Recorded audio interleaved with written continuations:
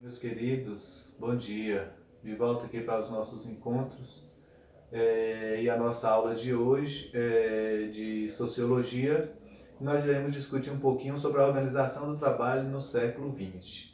E aí, para a gente, lembrando que nós já discutimos em aulas passadas a questão do trabalho aí na visão de Durkheim, na visão de Marx. Falamos também da origem do trabalho, né, que o trabalho ele entra na história da humanidade como punição. Então nós já discutimos esses aspectos aí do trabalho em aulas passadas. Hoje nós iremos discutir um pouquinho como o trabalho ele se organiza no século XX. Lembrando que cada momento histórico o trabalho ele se organiza de uma determinada forma. Então nós iremos ver hoje como o trabalho se organizou no século XX.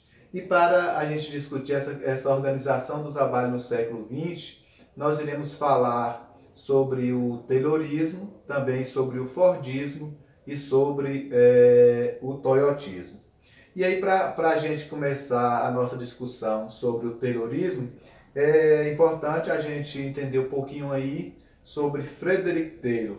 Taylor nasce no dia 20 de março de 1856, né, na Filadélfia. É um engenheiro mecânico e vai criar uma teoria muito importante, ou mais do que uma teoria, né, uma ideia que foi posta em prática muito importante e que é usada até os nossos dias, que é a administração científica. Então, a administração que temos hoje, ela foi pensada por Taylor no século XIX, que depois vai ser aplicada no século XX e nos nossos dias também.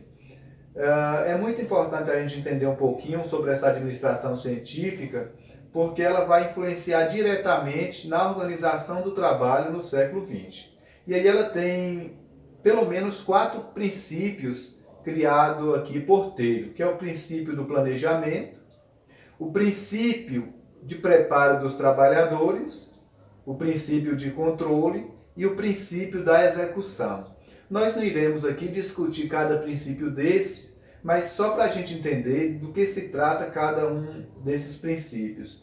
No planejamento aí, seria deixar de lado aí aquele achismo, aquela questão empírica e ir para procedimentos mais científicos, né? Sair do improviso, daquele julgamento individual e ir para uma questão mais científica. Depois nós temos o princípio de preparo dos trabalhadores, que seria selecionar os operários de acordo com as suas aptidões.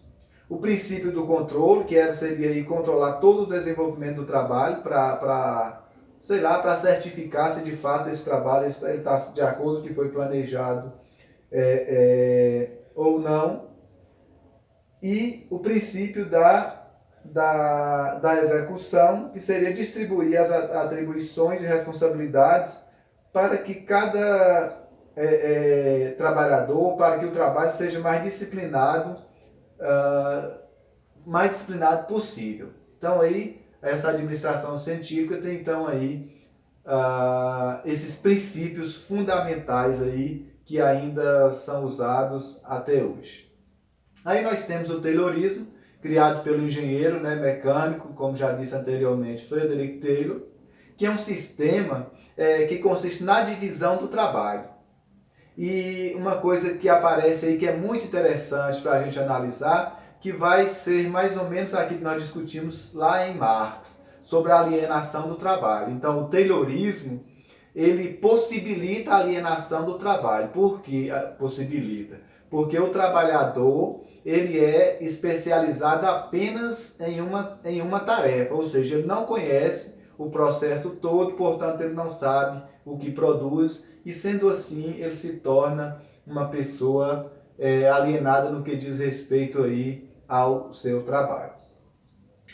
Aí, pelos preceitos tayloristas, o trabalhador não teria mais necessidade de conhecer todo o processo, e aí quem entra é a alienação. Então, como ele não conhece todo o processo, ele não conhece também o produto final do seu trabalho. Imagine aí uma fábrica de sapato em onde cada um executa determinada função chega no final do processo, ele não vai entender ou ele não vai reconhecer o produto pelo qual ele executou apenas uma parte e, sendo assim, não conhece o todo do produto.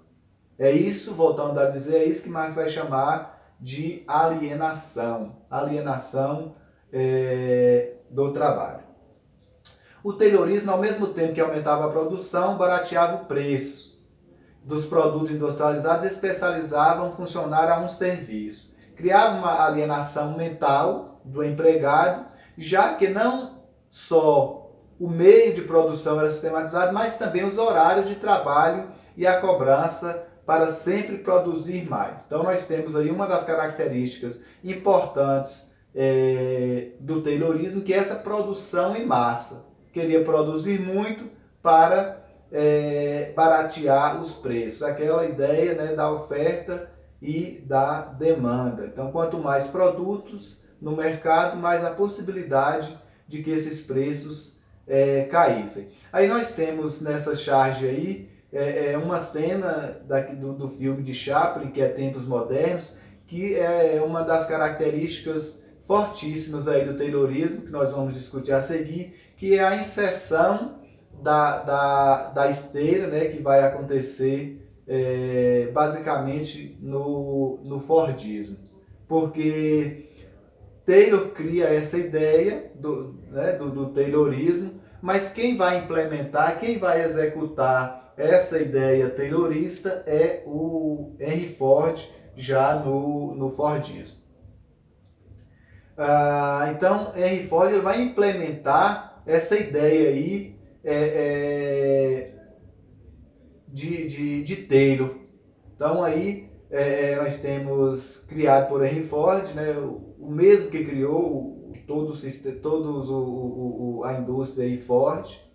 E aí, o que ele faz? Juntar a ideia taylorista com a prática nas indústrias de carro aí da Ford. Então, se a gente pudesse assim dizer de uma forma muito simples, nós temos aí em Taylor essa ideia, né, da administração científica e a Ford que vai fazer a prática ou vai colocar em prática aí essa ideia. Aí vai ter duas coisas muito interessantes, dois aspectos importantíssimos aí, que é essa ideia de Taylor, mais a facilidade das máquinas para implementar aí na fábrica da Ford. E aí entra uma característica muito forte do sistema fordista, que é a esteira rolante. Ou seja, essa introdução da esteira dentro do Fordismo é uma característica marcante,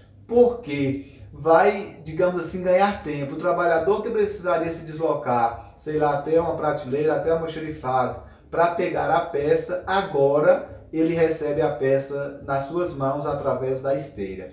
Isso vai ganhar muito tempo, a indústria vai ganhar muito tempo e, consequentemente, ele vai aumentar aí a sua produção. Ou seja, o trabalhador vai, dentro de um curto espaço de tempo, produzir mais. Lembrando que esse aumento da produção era aí uma ideia do Fordismo, ou seja, quanto maior a produção, melhor para a indústria, porque levando em conta que a ideia do Fordismo era aumentar a produção para diminuir o custo aí no mercado consumidor. E sendo assim, com esse aumento da produção de carros, vai tornar mais acessível o consumo desses produtos. Aí nós temos o Fordismo propiciou, portanto, o aumento da produção de carros, o que fez com que os próprios funcionários se tornassem aí, em potencial consumidores. E nós temos aí mais ou menos como é organizada essa ideia aí.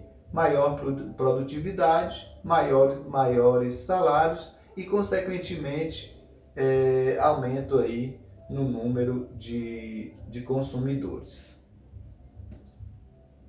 Aí nós temos uma charge aí que é clássica, aí, principalmente quando a gente fala do pensamento, né, de Marx, voltando àquela questão da alienação, e aí tem, vou me aposentar amanhã e saber o que vou fazer, e sabe o que vou fazer? Andar até o final desta linha de montagem e descobrir o que estou fazendo aqui há 30 anos. Então é aquela ideia da alienação marxista, que eu produzo determinados produtos, porém eu não reconheço esse produto no final, uma vez que